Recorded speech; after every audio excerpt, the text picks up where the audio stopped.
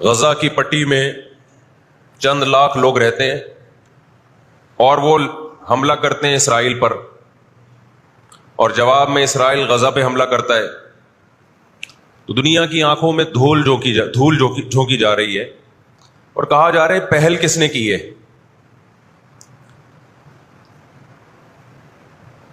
مغربی میڈیا جو ظلم دکھا رہا ہے نا اس وقت فلسطین میں جو ظلم ہو رہا ہے، حالانکہ وہ بہت کم دکھا رہا ہے، وہی انسان کے ہوش اڑانے کے لیے کافی ہے۔ کس طرح معصوم بچوں کو قتل کیا جا رہا ہے۔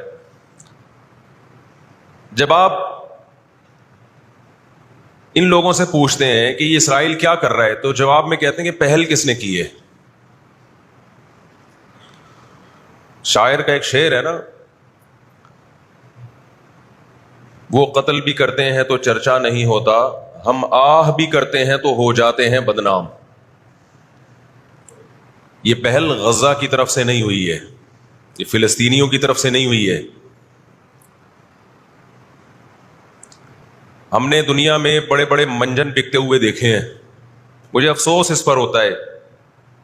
ہماری کرکٹ ٹیم انڈیا میں جب اس نے فلسطینیوں کے حق میں آواز اٹھائی تو بہت سے ہندوؤں نے ان کے خلاف احتجاج کیا۔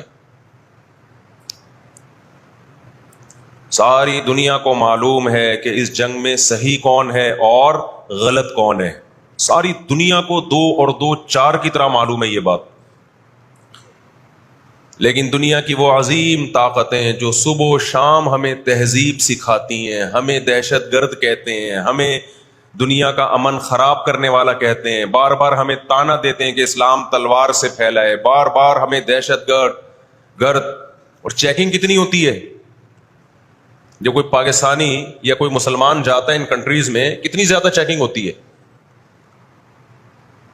آپ 40-50 سالوں کی تاریخ اٹھا کے دیکھو، آپ کو پتا چلے گا کہ یہ بڑی طاقتیں کیسے دنیا کی آنکھوں میں دھول جھونکنے کی کوشش کرتی ہیں۔ اتنا زبردست طریقے سے جھوٹ بولا جاتا ہے،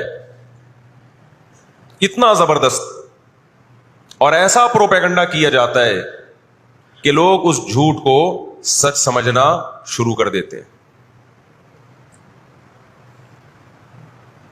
مجھے اکثر ایک بات یاد آتی ہے جو میں اکثر اپنے بیانات میں بھی کہتا رہتا ہوں کہ اللہ تعالیٰ نے جو قیامت بنائی ہے نا، آخرت، بہت سے لوگ قیامت کے منکر ہیں نا،